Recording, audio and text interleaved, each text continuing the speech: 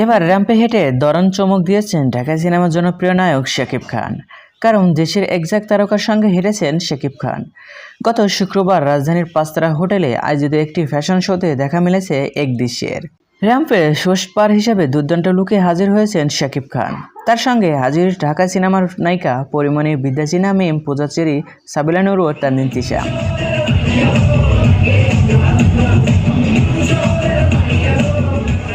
তারাও দারুণ সব লুকে তাক লাগিয়ে দিয়েছে ভক্তদের। ফ্যাশন শোতে আসন্ন ঈদে মুক্তির অপেক্ষায় থাকা তুফান লুকে হাজির হয়েছেন শাকিব খান। শুধু তাই নয়, ছবির গানে লাগে উড়োধের সঙ্গে নায়িকাদের সঙ্গে পারফর্ম করেন অভিনেতা। সবার সঙ্গে উপস্থিতি ছিলেন চিত্রনায়ক ইমনও। তাদের এই নাচ দ্রুত গতিতে ভাইরাল হয়ে যায় সামাজিক যোগাযোগ মাধ্যমে। তবে ফ্যাশন শোতে শাকিব খানের সঙ্গে বিশেষভাবে নজর কেড়েছেন পরিমণি। নেটিজেনদের বলেছেন সামনে পরীর সঙ্গে শাকিবের জুটিবদ্ধ সিনেমা দেখতে চান তারা।